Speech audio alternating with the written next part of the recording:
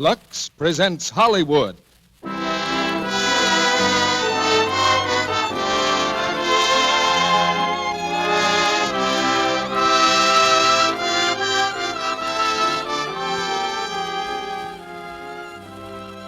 Lux Radio Theatre brings you Edward G. Robinson, Gail Patrick, and Laird Cregar in The Maltese Falcon. Ladies and gentlemen, your producer, Mr. Cecil B. DeMille.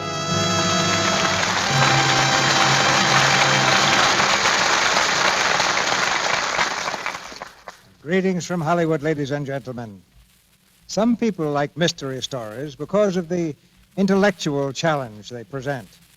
Personally, I'm seldom able to figure out who done it without skipping to the back of the book.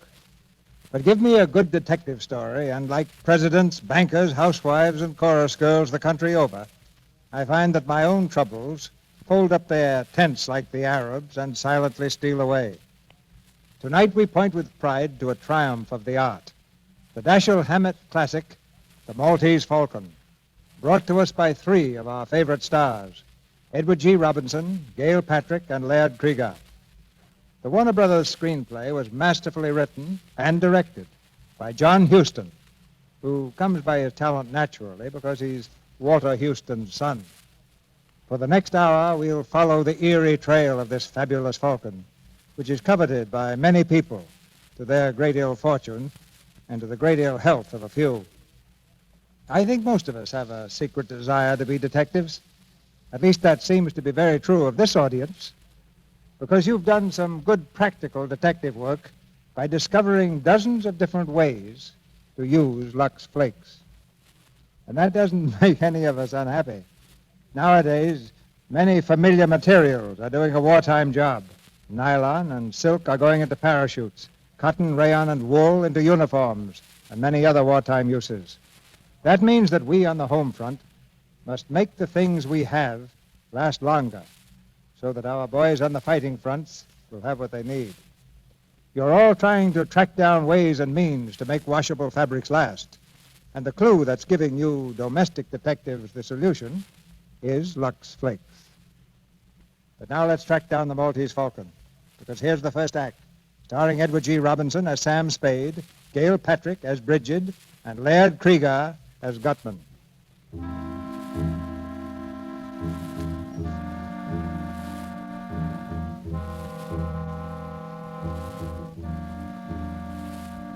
At 2 o'clock in the morning, the city of San Francisco lies sleeping under a blanket of fog. Along a lonely street, a man walks slowly, his footsteps ringing hollowly against the wet pavement. He passes a deserted alley and stops.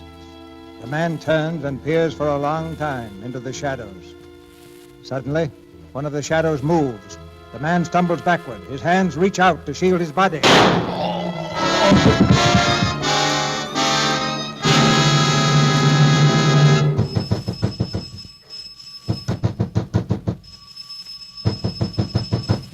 All right, Spade, open up.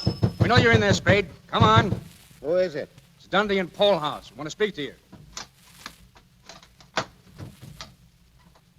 Come in, Lieutenant. Nice time to make a call. Yeah. 4 in the morning.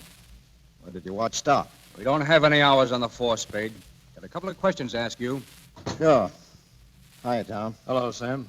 What do you know about this killing, Spade? Very little. Archie was your partner, wasn't he? That's right. Spade and Archie, private detective. I guess you'll have to change that name. Yeah. From now on, it's just Sam Spade. Yeah. You don't seem very broken up over this, Spade. Miles Archie gets shot dead 2 hours ago, and you toss it off like a scotch and soda. Oh, excuse me. Will you have one, Lieutenant? No, I won't. Okay. Mind if I have one, Lieutenant? No. You don't like me, do you, Dundy? I don't like any cops who aren't on the force. I asked you what you knew about Miles Archie getting killed. Well, once again, very little.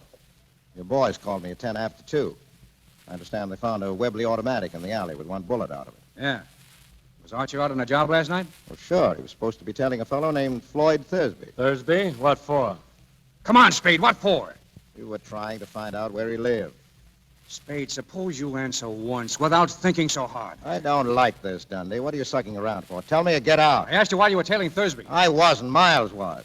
for the swell reason that we had a client who was paying good United States money to have him tailed. Who's the client? Well, I'm sorry, I can't tell you that. Be reasonable, Sam. Give us a chance. How can we turn up anything on Miles' killing if you won't tell us what you've got?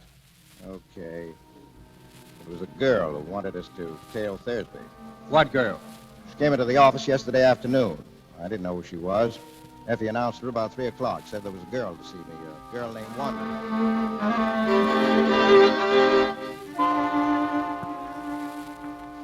There's a girl to see you, Mr. Spade. She says her name's Wonderly.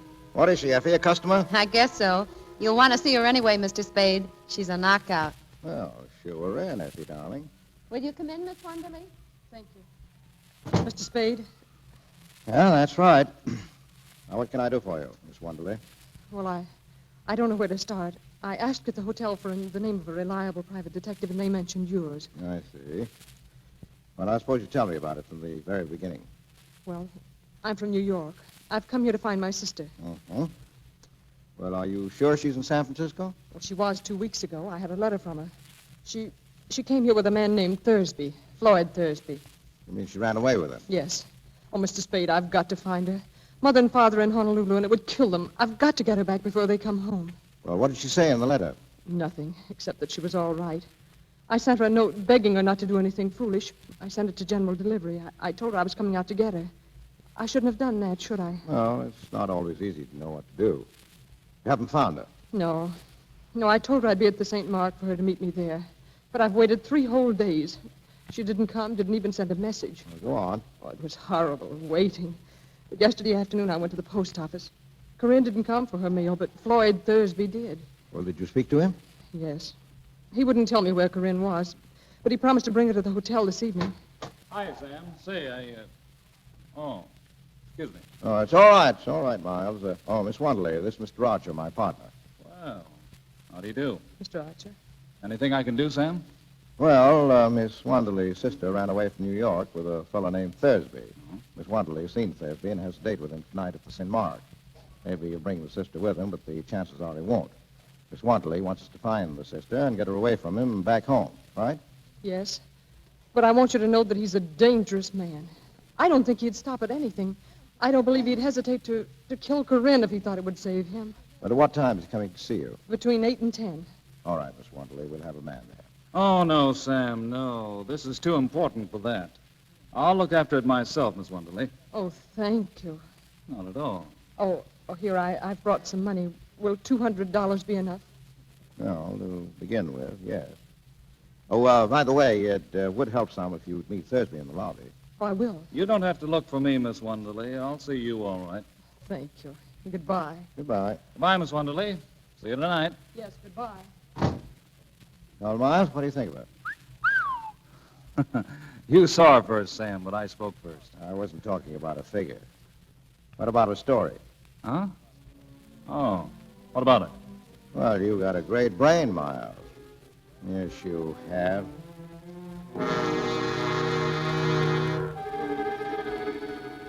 So Miles went out to tail Thursby last night, huh? Yeah. And Thursby shot him. Is that what you think? Well, that's what you think, Dundy. I don't know. Tom, get on the phone. Call the St. Mark and ask for a girl named Wonderly. I thought of that myself, Lieutenant. She's never registered. The whole story was probably a fake. Oh, was it? How about yours, Mr. Spade? Tom, what's your boyfriend getting at? I'll tell you what I'm getting at. Floyd Thursby was shot down in front of his hotel an hour ago. Take your paws off me. Easy, boss. Don't rough him up.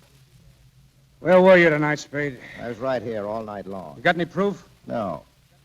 So you think I shot Thursby, huh? Yeah, I think you did. Well, I know where I stand now. Did Thursby die? Yes. How did I kill him? I forget. He was shot 3 times in the back with a .44. Hotel people know anything about him? Nothing except he'd been there a week. Alone? Alone. Well, did you find out who he was, what his game was? Nope. We thought you could tell us that. I've never seen Thursby, dead or alive. Now, look, Spade. If you did get Thursby, you'll get a square deal out of me and most of the breaks. I don't know that I blame you a lot, the man who killed your partner, but that wouldn't keep me from nailing you. Well, fair enough. But I'd feel better about it if you'd have a drink with me. No? No. Well, good night, gentlemen. I'm tired.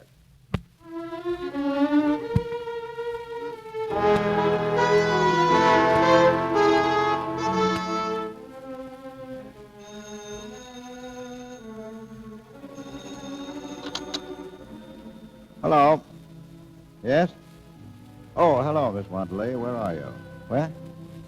Coronet, apartment 101, huh? Well, I'll be there in a few minutes. Oh, by the way, what's your name this morning? Miss LeBlanc. Okay, Miss LeBlanc.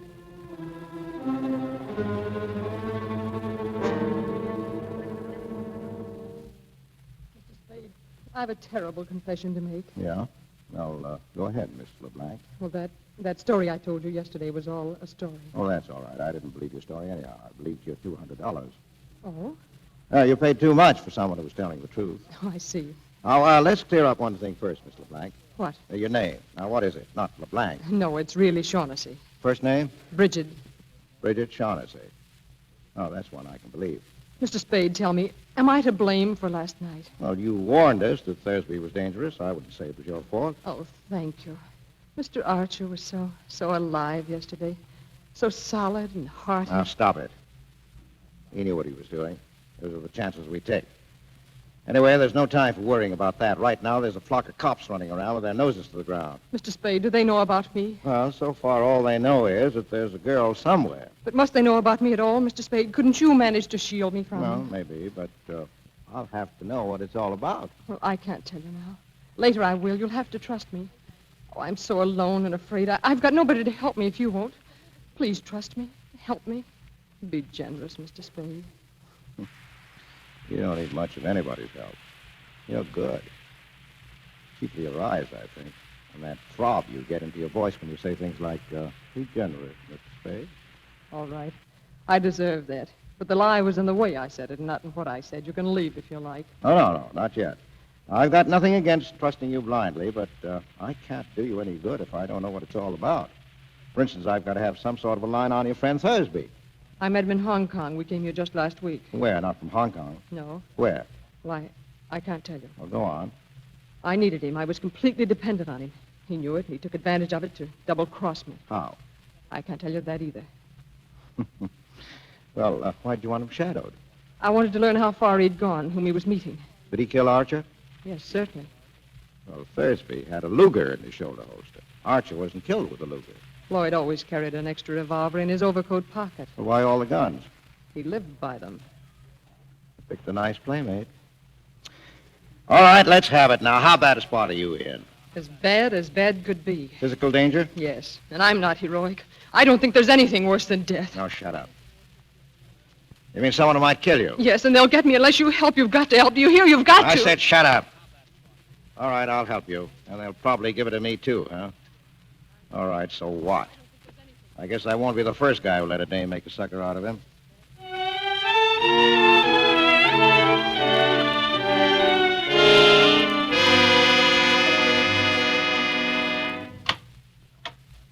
He's back again, Mr. Spade. Who, Effie? The fellow was here this morning. Here's his card. Joel Cairo. Is he a character? Mm-hmm. Foreign type. He smells like gardenia. Gardenia, huh? Well, shoot him in, Effie. Right. Will you come in, Mr. Cairo? You're very kind. Thank you. No, sit down now, Mr. Cairo. Thank you. I'm Sam Spade. Something I can do for you, Mr. Cairo? Yes, thank you. But first, may a stranger offer condolences for your partner's unfortunate death. Thank you. And may I ask, Mr. Spade, if there is a certain relationship between that and the death of the man Thursby? May I ask that? No? I beg your pardon. Mr. Spade, I'm trying to recover an ornament that has been, shall we say, mislaid. I thought and hoped you could assist me. Yeah? The ornament is a statuette, a black figure of a bird. Yeah? And I'm prepared to pay on behalf of the figure's rightful owner the sum of $5,000 for its recovery and, what is the phrase? No questions will be asked. Well, $5,000 is a lot of money. Come in. Is there anything else for me, Mr. Spade? Oh, no. Good night, Effie. And lock the door when you go, will you? Good night. Yes, Mr. Cairo. $5,000 is a very... What do you think you're doing? I'm pointing a revolver at a spot directly between your eyes. You will please clasp your hands together at the back of your neck and do not move.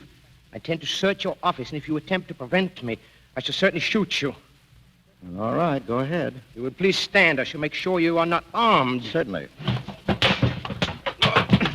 All right, Mr. Cairo. Drop the gun, please. Drop it. Drop it, or do I twist your arm off at the elbow? You, here.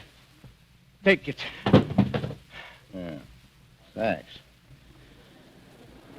Now sit down over there and behave yourself. You have bruised me, Mr. Spade. Well, I'm sorry. I guess I got a little annoyed. I don't like guys who make a phony offer of $5,000. You are mistaken, Mr. Spade. That was and is a genuine offer. Yeah? And I am prepared to pay $5,000 for the figure's return. You have the figure. No. Then why did you risk serious injury to prevent my searching for it? Well, I should sit around, let people come in and stick me up. So the offer still goes, huh? Most certainly. All right. Now, let's put the cards on the table. Your first guess was that I had the bird. Now, there's nothing to that. Now, what's your second guess? That you know where it is, or at least that you know it is where you can get it. Well, you're not hiring me to do any murders or burglaries for you, but simply to get it back, if possible, in an honest, lawful way. If possible, and in any event with discretion. I am at the Hotel Belvedere when you wish to communicate with me. Good evening, Mr. Spade. So long. Oh, wait. You know a girl named Wonderly? No, I do not. LeBlanc? No. Well, how about Bridget Shaughnessy? The Hotel Belvedere, Mr. Spade, room 655. Okay. Oh, by the way, may I have my revolver back, please? Oh, yeah, sure. I'd forgotten it. Yeah, here you are. Thank you. Now, you will please keep your hands behind your head. I still intend to search your office. Well, I'll be... All right, go ahead. Thank you.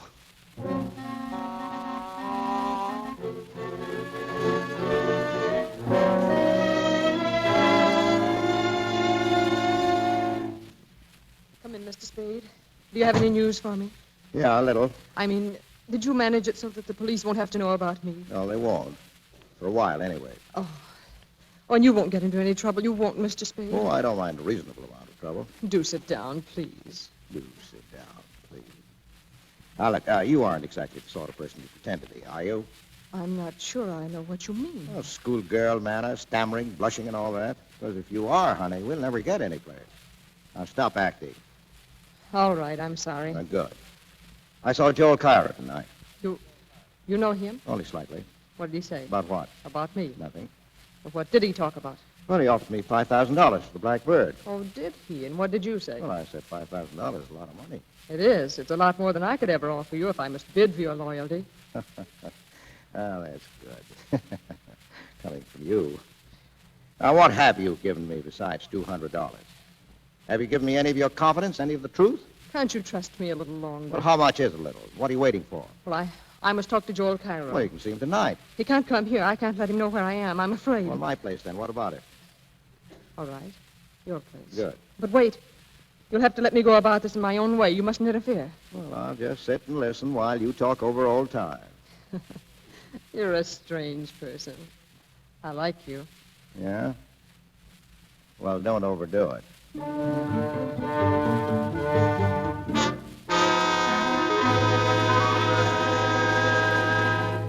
Sit down, Mr. Cairo. Sit down, Miss Shaughnessy. I might advise you, Mr. Spade. There's a boy outside who seems to be watching the house. Yes, I know. I spotted him. What boy? Who is he? Oh, I don't know. A gunman, I guess. He's been telling me around town all evening. Did he follow you to my apartment? No, I shipped him before that. Well, let's start the meeting. I'm delighted to see you again, Miss Shaughnessy. I was sure you would be, Joel. Well, I'll mix a drink. Just go ahead, Bridget. Mr. Spade told me about your order for the Falcon. How soon can you have the money ready? It is ready. In cash? Oh, yes. You're ready to give us $5,000 if we turn over the Falcon to you. I should be able to give you the money at, say, 10:30 in the morning. But I haven't got the Falcon. What? Oh, don't worry. I'll have it in another week at the most. Why must I wait a week? Well, perhaps not a whole week. And why, if I may ask, are you willing to sell it to me at all? I'm afraid, after what happened to Floyd. I'm afraid to touch it except to turn it over to somebody else right away. Tell me, exactly what did happen to Floyd? He was murdered by the fat man. Fat man. Is he here?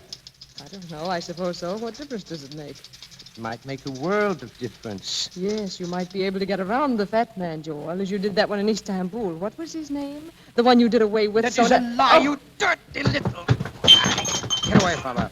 Get away, do you hear? Oh! Now, cool down. This is the second time you've put your hands on me, Mr. Spade. I'll try and make it the last. Now, you better get out, Cairo. I'll call you tomorrow. You're working for her now, Serges. I'm working for myself.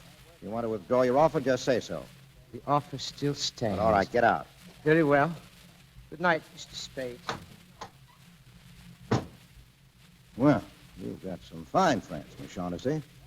Do they always try to throttle you? I suppose I ought to thank you. Well, you've had your talk with Cairo, and I can talk to me.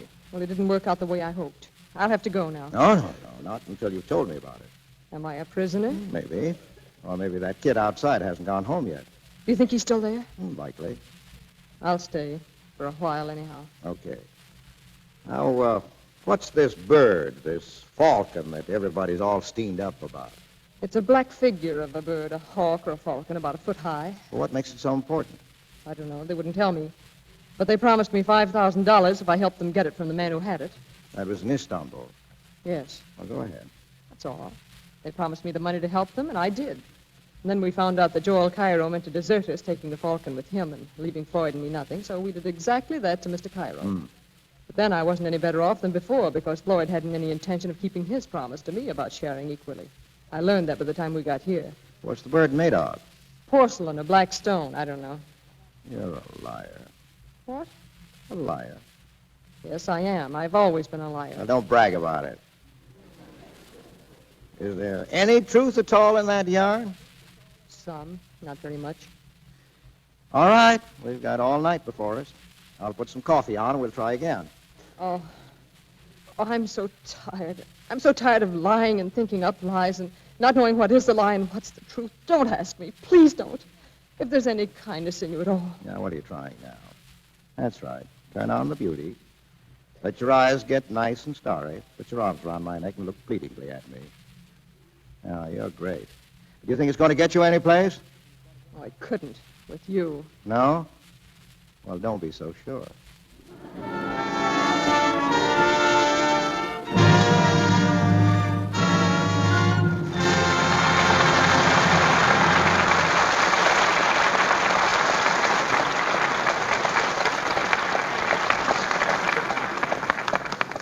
We'll hear Act Two of The Maltese Falcon, starring Edward G. Robinson, Gail Patrick, and Laird Kriegar, in just a moment.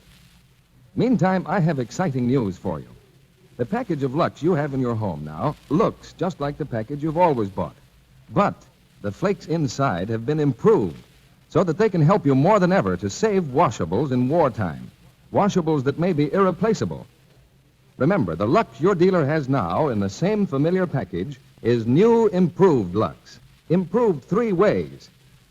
The first way, Mrs. Burton, how would you like to have a Lux that's even milder and safer than ever? Why, that would be wonderful. But it's hard to see how Lux could be milder. Well, new improved Lux is the mildest, safest ever made. To give today's precious washables the super safe care they need to make them last longer. Now, Mrs. Johnson, suppose I told you suds from new improved Lux are even richer, more cleansing than before. Why, that's just what I need for the children's things. A soap that's really mild, but that really gets after the dirt. And Mrs. Sutherland, how would you like a Lux made with suds that are even longer lasting? Even longer lasting than before? Why, that would make Lux thriftier than ever. Yes, new improved Lux is better than ever for every soap and water job you have to do. First, it's the mildest, safest Lux ever made. Second, its suds are richer, more cleansing. Third, they're longer-lasting suds that do more work. Give more of your washables this super-safe Lux care. Not only silks and woolens and rayons, but gay cottons, all your colored things. New improved Lux comes in the same familiar box. Your dealer has it now.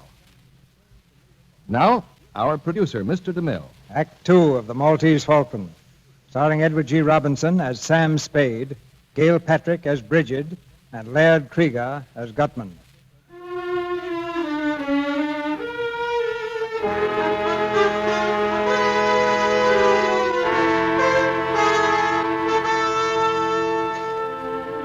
On the trail of the Black Falcon, Sam Spade has followed nothing but blind alleys.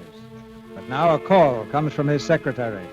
He was here twice, Mr. Spade. Spade. He wouldn't leave his name, though. No place I can reach him? He said something about the Hotel Barclay. Well, what did he look like, Effie? Can you describe him? That's easy enough. A big fellow, about 270 pounds. Yeah? The fat man.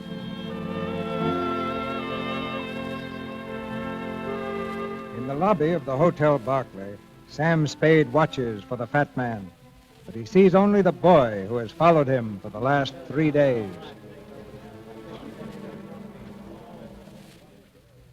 All right, son. Where is he? What? Come on, where is he? You work for him, don't you? Who? A fat man. I want to speak to him. What do you think you're doing, Jack? Kidding me? I'll tell you when I am. You've been tailing around after me for 3 days, and I'm getting a little sick of it. You can tell the fat man I said so. Shove off. You'll have to talk to me before you're through, Sonny, and so will he. I said shove Now, you off. can take your hand out of your pocket. Guns don't scare me much. Keep asking for it, and you're going to get it. Plenty. People lose their teeth talking like that. If you want to hang around, be polite. Now tell the fat man to call me and leave his name.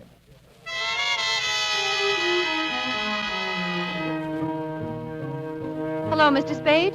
Mr. Gutman called. He says the boy gave him the message. Room 407, the Barclay, this afternoon at 3.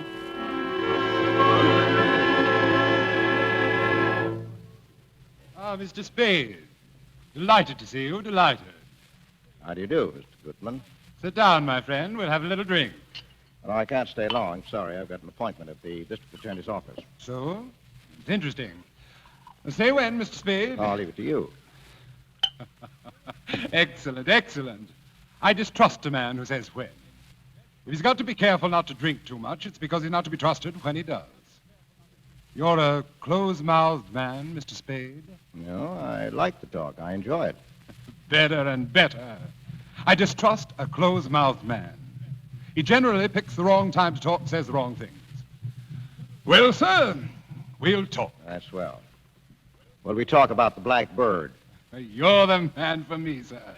No beating about the bush, but right to the point. But first, sir, answer me a question. Are you here as Miss Shaughnessy's representative or Mr. Cairo's? No, there's nothing certain about it either way yet. It depends. But which will you represent? It will be one or the other. Not necessarily. Who else is there? Well, there's me. Ah, that's wonderful, sir. Wonderful. I do like a man who tells you right off that he's looking out for himself. Let's talk about the black bird. Let's. Mr. Spade, have you any conception of how much money can be got for that black bird? No. Well, sir, if I told you half, you'd call me a liar. No, not even if I thought so. You know what the bird is, of course. No, I don't. You don't? They didn't tell you that? Well, I know what it's supposed to look like, and I know the value in human life you people put on it. But Miss Shaughnessy didn't tell you what it is. And Cairo didn't either? They must know what it is. What do they? What is your impression, sir? Well, there isn't much to go by. Cairo wouldn't talk. Gail said she didn't know, but I took it for granted she was lying. Then they don't know. I am the only one in this whole wide, wonderful world who does. Oh, that's great. When you've told me, that'll make two of us. Mathematically, correct, sir. But I don't know for certain that I'm going to tell you. Now, don't be foolish. You know what it is. I know where it is. That's why I'm here. Well, sir, where is it? There, you see? I must tell things, but you refuse. That is hardly equitable, sir. No. I don't think we can do business along these lines. You don't, huh? Well, think again and think fast. I told that gunman of yours that you'd have to talk to me before you finished. Now, I'll tell you now that you'll do your talking today or you're through. Now, what are you wasting my time for? I can get along without you. Now, talk! Is anything wrong, boss? Come in, Wilmer. Oh, yeah. Yeah, come in, Sonny. Keep your hand off your gun or I'll knock your ears down. Listen, you... Wilmer. Just stand over there, Wilmer. Excitable young man, Mr. Spade. Well, make up your mind, Gutman. While you're doing it, keep that gunsel away from me. I'll kill him. Mr. Spade, I must say you've a most violent temper. I'll think it over. You've got till 5:30. Then you're either in or out for keeps.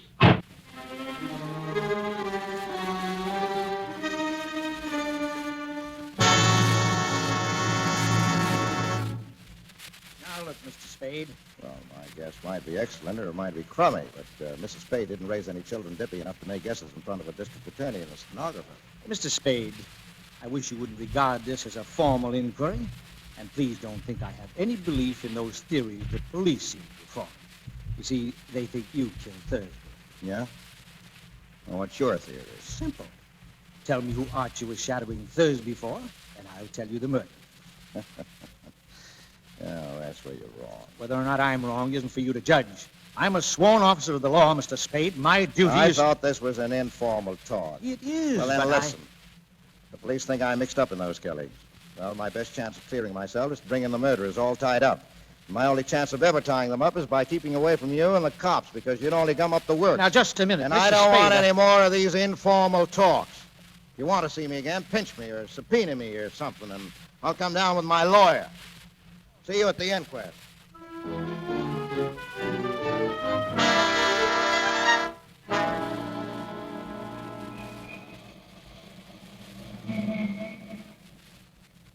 Hey, you. Well, hiya, son. Didn't expect to see you until 5:25. I hope I haven't kept you waiting. Keep on riding me, and they'll be picking iron out of your liver. The cheaper the crook, the gaudier the patter. Is Gutman ready to talk? He's waiting at the hotel. Get going.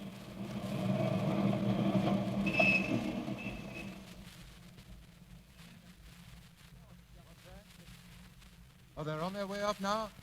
Thank you. Oh, hello, operator. I don't want to receive any calls for about an hour. Yes, thank you. Go on, get in, Sonny. Mr. Spade. Here, Gutman. Here's your gunman's six-shooter.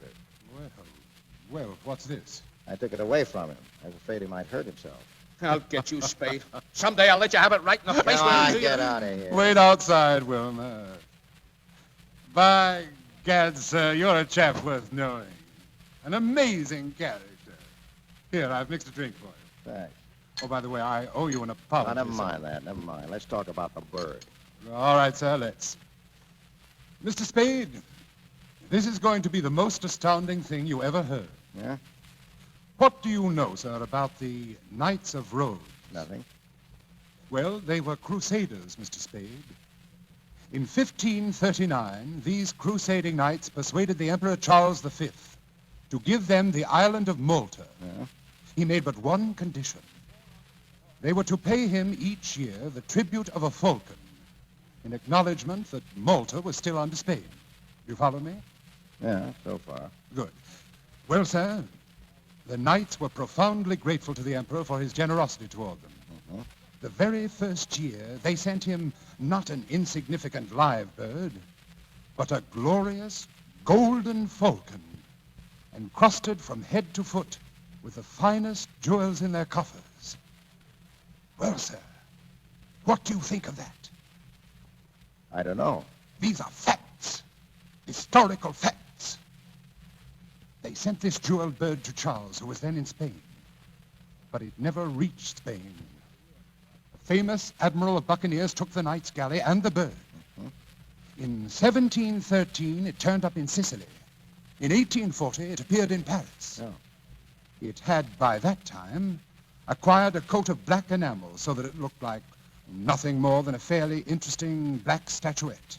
Then in 1922, a Greek dealer named Charaleos found it in an obscure shop. No thickness of enamel could conceal value from his eyes. Drink up, sir. Yeah, well, go on.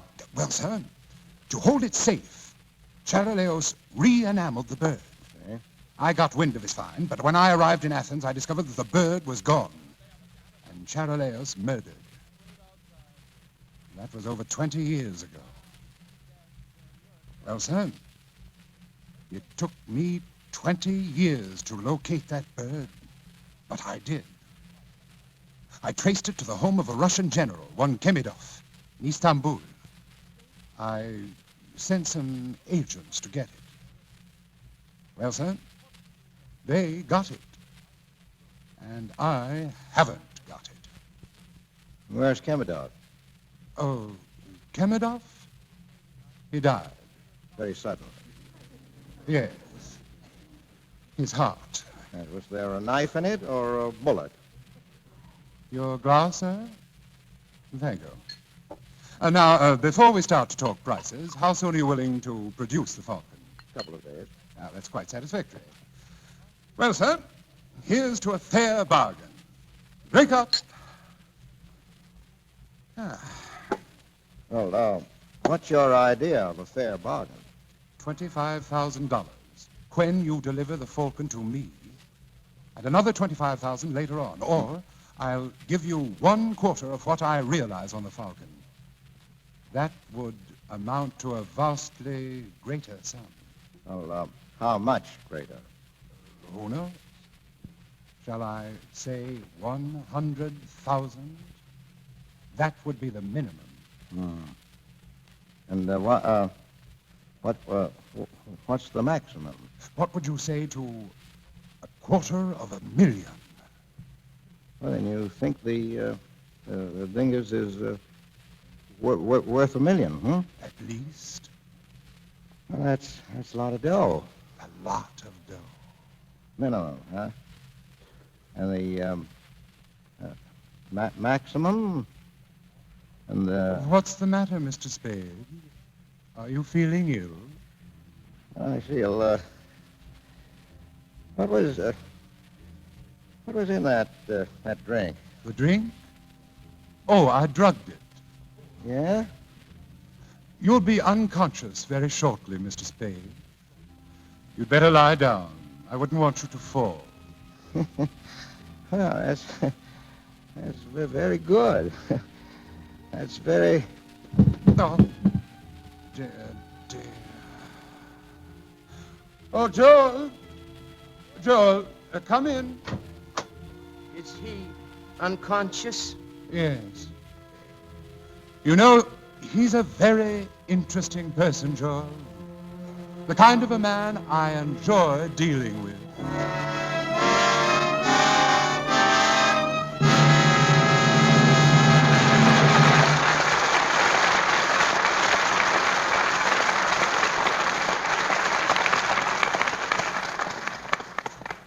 We pause now for station identification.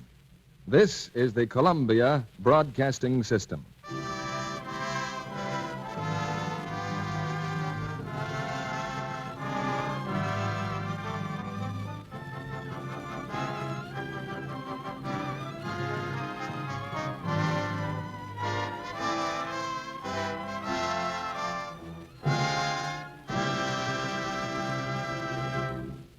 After a brief intermission, Edward G. Robinson, Gail Patrick, and Laird Kriegar will return in the third act of The Maltese Falcon.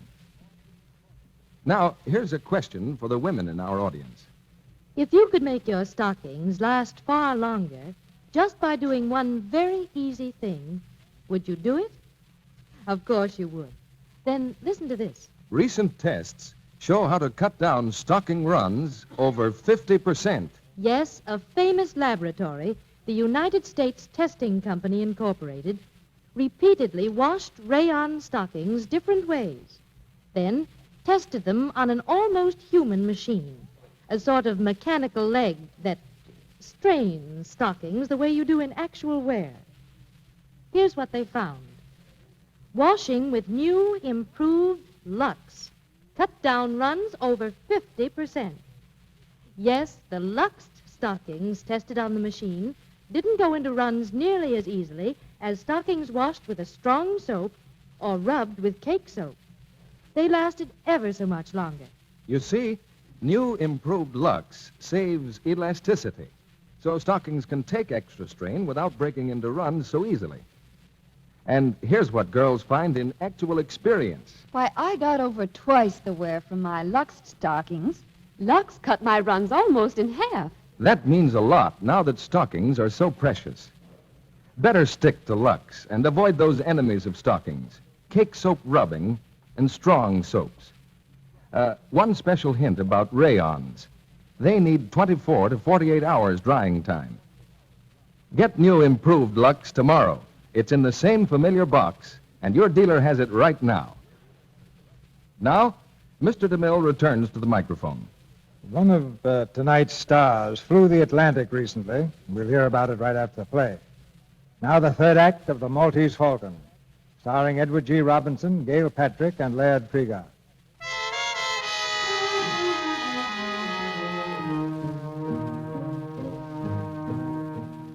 When Sam Spade woke up, he was alone in the hotel room.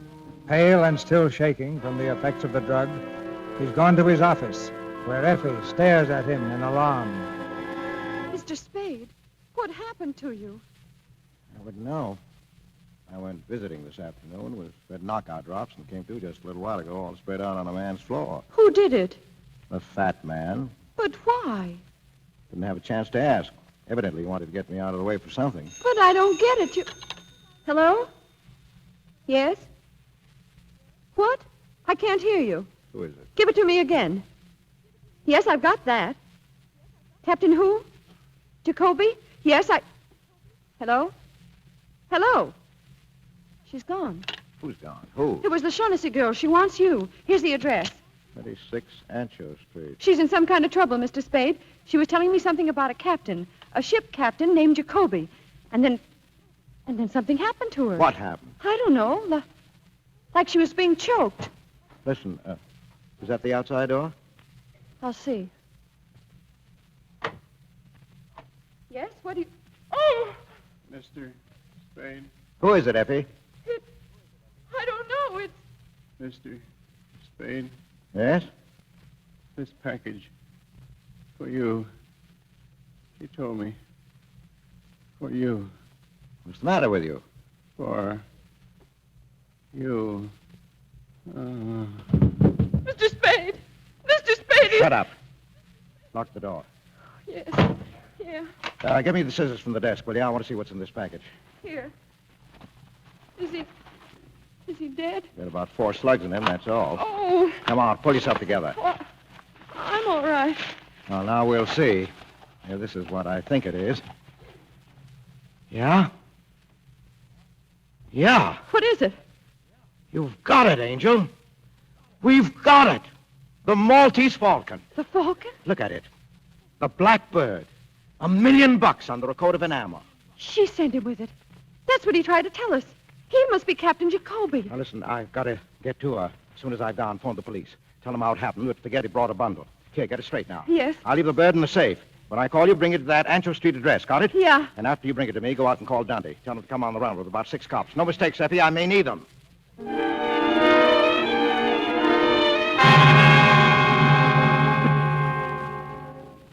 Just keep your hands up, Mr. Spade, and come in. Wilma, shut the door. Well, sir, we're all here, waiting for you. Now, let's sit down, Mr. Spade, and be comfortable. Sure. Sam, I tried to call you. I wanted to tell you. Oh, it's all right, honey. Take it easy. But they've been holding me here all last night and today. But you've come to no harm, Miss Shaughnessy, as yet. Oh, Mr. Spade, I believe you know Mr. Cairo. Yeah. How do you do? And Wilma, of course. You carrying a rod? Let me see. Now, get away. You're not going to frisk me. Stand still. Put your paw on me, and I'm going to make you use that gun. Ask your boss if he wants me shut up before we talk. Sit down, Wilma. Mr. Spade, you're certainly a most headstrong individual. Well, let's talk. Yeah. You ready to make the first payment and take the Falcon off my hands? You're sure you have it? Sam, have you? I didn't this afternoon, but I have now. Then I'm willing to pay. Joel, the money, please. Yeah, wait. There's another thing to be taken care of first. We've got to have a fall guy. I beg your pardon? Well, the police have got to have a victim. Somebody they can stick for those 3 murders. 2. Only 2 murders, Mr. Spade. Thursby undoubtedly killed your partner. All right, 2. The point is, I've got to come through with somebody, a victim, when the time comes. If I don't, I'll be it. And whom do you recommend as this victim? Oh, well, I'm not fussy. How about giving them Wilma here? He'll do. Why, you... Get away, punk. By gad, Mr. Spade, you are a character. Well, it's our best bet. If we turn him over, the cops will be happy. We'll be free as the air. Well, what do you think of this, Wilma? Mighty funny, huh? Yeah, mighty funny. Well, anyway, he killed Thursby, didn't he? He's made to order for the part. Get up on your feet. Go away, punk. I've taken all the riding for you. I'm going to take it up and shoot it out. Calm yourself, Wilma. Mr. Spade, your plan is not at all practical. Let's not say anything more about it. All right, I've got another suggestion. Want to hear it? Most assuredly. Well, give them Joel Cairo. Suppose we give them you, Mr. Spade, or Miss Shaughnessy. How about that? Now, look, you people want the Falcon. I've got it, and the Fall Guy's part of the prize. As for Miss Shaughnessy, well, if you think she can be rigged for the part, I'm perfectly willing to discuss it with you. Sam, What's the matter? you don't mean it. You couldn't. No, because I don't think the cops would be happy, Angel. Well, personally, I see only one guy who's really right. That's Wilmer. I'll kill him. I'll kill him. Stop it! Stop it, do you hear? Oh, let him go. I told him to lay off me. I warned him. I hated to do that, but the punk had it coming to him.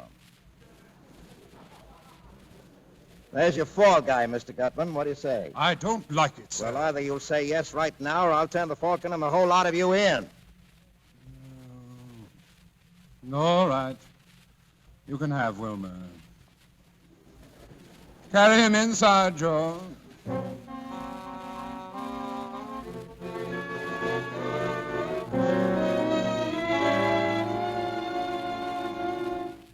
My secretary left an hour ago with the Falcon. She ought to be here in a few minutes. What about the money, Gutman? In a few minutes. When she gets here. Good enough. Now, let's get the details fixed. Now, why did Wilmer kill Thursby, and why and where did he shoot Captain Jacoby? Well, I shall be candid with you, sir. Thursby was Miss Shaughnessy's ally. We believed that disposing of him would frighten Miss Shaughnessy into patching up her differences with us. That sounds all right. Now, Jacoby. Captain Jacoby's death was entirely Miss Shaughnessy's fault. That's a lie. Well, tell me what happened. Well, Cairo saw in the newspaper that Jacoby's ship was arriving.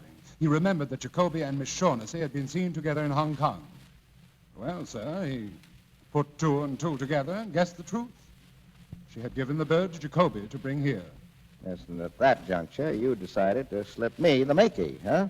Well, I'm sorry there was no place for you in our plans, Mr. Spade. Mr. Cairo and Wilmer and I went to the boat to call on Captain Jacoby and Miss Shaughnessy. We persuaded Miss Shaughnessy to come to terms, or so we thought. Well, sir, we mere men should have known better. En route to my hotel, Captain Jacoby and the Falcon slipped completely through our fingers. Except that Wilmer put a few bullets in him while he was running away. Oh, by the way, you said Jacoby died? Yes, but not until after he brought me the Falcon. Ah. Well, there's a bright side to everything, isn't there? I'll get it. It's my secretary. You don't mind if I go to the door with you? All right, come on. Mr. Spade, Well, thanks a lot, Effie. I wrapped it up again. Is there anything else? No, thanks. Bye, Effie. Goodbye, Mr. Spade. Let me have it, Mr. Spade. Easy. Let me see it quickly. Here, I guess the pleasure ought to be Mr. Gutman. After 20 years. 20 years. Yes, there it is. There you are, beauty. Is it the Falcon, the original? We will make sure. Your knife, Joel. Here. Thank you. Just a tiny cut in the enamel, and underneath we find... Gutman, what's the matter? It's a fake! It's lead! It's a fake! But it can't be. All right, Shaughnessy, you've had your little joke. Now tell us about it. But no, Sam, no. That's the one I got from Kemidorf, I swear. You bungled it, Gutman. You and your stupid attempt to buy it. Kemidorf caught on how valuable it was. He put a fake in its place. Yes, that is Kemidorf's hand. There's no doubt of it. Well, Joel, what do you suggest? Shall we stand here and shed tears and call each other names? Or shall we go to Istanbul? Istanbul? You are still going to look for the Falcon? For 20 years I have wanted that little item and have been trying to get it. I'll go on trying. Very well. I'll go with you. Get Wilmer. We'll start tomorrow. Yes, tomorrow. Wilmer, Why, he's gone. What? The window is opened. He's gone. Well, swell lot of thieves. We have little enough to boast about, sir. But the world hasn't come to an end just because we've run into a little setback. I'm sorry about your money, Mr. Spade, but of course you didn't earn it. Well, I held up my end. You got your Falcon. Your hard luck, not mine, that it wasn't what you wanted. My hat, Joe. Now, wait a minute. Mr. Spade, it will do you no good to argue. I haven't the money with me anyhow. Well, I had an idea that was it. Now, sir, we'll say goodbye to you. And since the shortest farewells are the best, adieu. And to you, Miss Shaughnessy, I leave the lead falcon as a little memento. Adieu. Sam, what are you going to do? Nothing. But those murders, you're mixed up in them. You said yourself the police needed a victim. Call them now. Tell them about Gutman. I don't have to call him. Gutman will be nailed before he goes a block. But when he's nailed, he'll talk about you.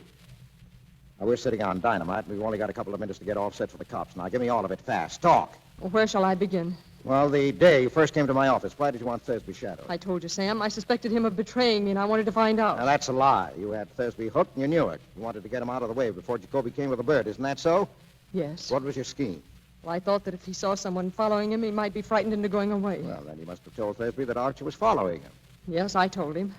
But please believe me, Sam. I wouldn't have told him if I'd thought Thursby would kill him. Well, if you thought he wouldn't kill Archie, you were right, Angel. Didn't he? No. Archie had been a cop too long to be caught like that, up a blind alley with his gun tucked away in his hip and his overcoat buttoned. But he would have gone up there with you, Angel. He was just dumb enough for that. Sam! And then you could have stood as close to him as you liked in the dark and put a hole through him with a gun you'd gotten from Thursby that night. Don't talk to me like that, Sam. You know I didn't. Oh, shut up. This isn't the spot for the schoolgirl act. Why did you shoot him? No, I didn't mean to at first. I didn't really, but when I saw that Thursby couldn't be frightened, Oh, Sam, darling. Go on. When you found that Thursby didn't mean to tackle Archie, you borrowed the gun and did it yourself, right? Yes. You didn't know then that Gutman was here hunting for you until you heard Thursby had been shot. And then you knew you needed another protector, so you came back to me. Yes, but Sam, it wasn't only that. I would have come back to you sooner or later. From the very first minute I saw you, I knew that Oh, you angel. Well, if you get a good break, you'll be out of San Quentin in 20 years, and you can come back to me then. What? Oh, no, you're not going to... I'm going to send you over. Oh, no, don't, Sam. Don't say that. You're taking the fall, darling. You're doing this to me? Don't you understand, Sam? I'm in love with you. That's good. But you can't. You can't. Yes, I can. You killed the man, darling, remember? You know deep down in your heart, you know that in spite of anything I've done, I love you. I don't care who loves who. I'm not going to play the sucker. I won't walk in Thursby's, and I don't know how many others' footsteps. You killed Miles, and you're going over for it. Sam. That's the cops. Don't let them in, please. Sit tight, honey. Sam. Hello, Spade. Come in. Did you get the fat boy? We got them. The kid, too. Swell. Here's another one for you. She killed Miles. Can you prove it? Can I, Miss Shaughnessy? Can I prove it? Go on, tell them. Yes. All right, come on. So long, Miss Shaughnessy. This doesn't mean anything to you, does it? Maybe. But you're going anyway. The chances are you'll get off for 20 years. If you do, I'll wait for you. And if they hang you, Angel, I'll always remember you. Our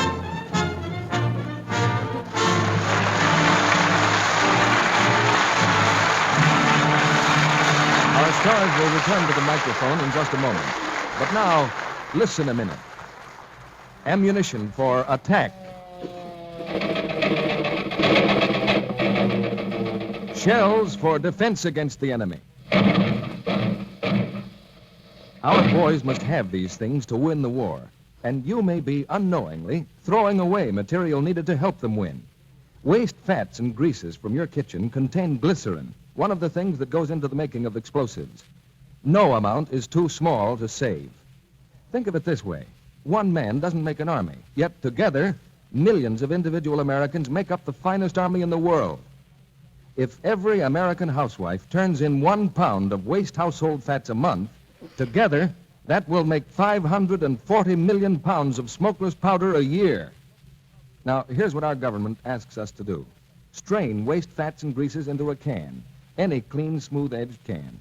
Don't use glass or paper containers because they break or leak. The cans you use will be salvaged later. Keep the can in a cool place, and when it's full, take it to your local meat dealer. He'll pay you cash for each pound of fat. Try to do this early in the week when he's not so busy as weekends. Remember, only waste fats and oils are wanted, not anything you can use or reuse yourself. Every bit is precious. Save it carefully. Within 21 days of the time you turn it in to your butcher, it will be on its way to send your message to the Axis. Now, here's Mr. DeMille. Next week's play asks a very vital question. So vital, I'm taking it to the man on the street for an answer before I introduce our stars. The question, Are husbands necessary? Now, here's a man who's just come in from the street. What do you think, sir? Are husbands necessary? My wife says yes. My draft board says no. Me, I just do what they tell me. Now let's see what this young lady has to say. In your opinion, miss, are husbands necessary? Are you kidding? Well, that's the way it goes. Nobody agrees. But we'll go into that matter later, because the big news has to do with George Burns and Gracie Allen. Tonight, the Maltese Falcon had its share of thrills. But in recent weeks, Edward G. Robinson has been on the road to adventure in real life. We'll get the inside story now, as he and Gail Patrick and Laird Krieger come back for a curtain call. It must have been pretty exciting crossing the Atlantic in wartime, Eddie.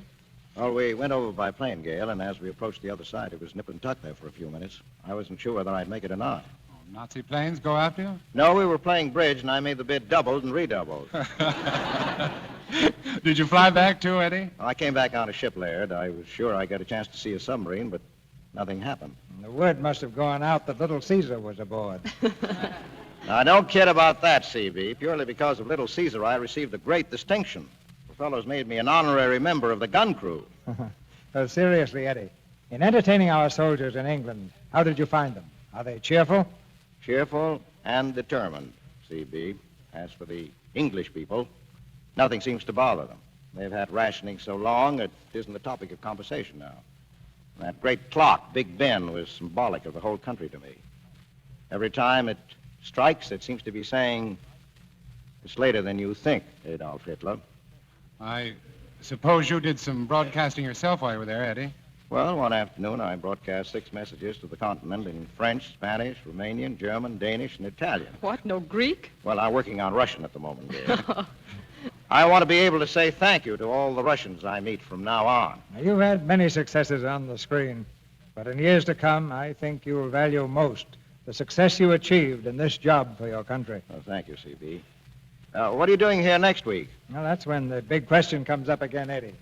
Because next week, our play is the Paramount comedy hit, Are Husbands Necessary? And in it, we'll present those eminent thespians, George Burns and Gracie Allen. In the play, George works in a bank, and Gracie is secretly trying to help his career. So tune in next Monday night and get Gracie Allen's answer to that burning question, are husbands necessary? Oh, sounds like a lot of fun, C.B. Good night. Good night. Good night. Good night. And don't miss George and Gracie.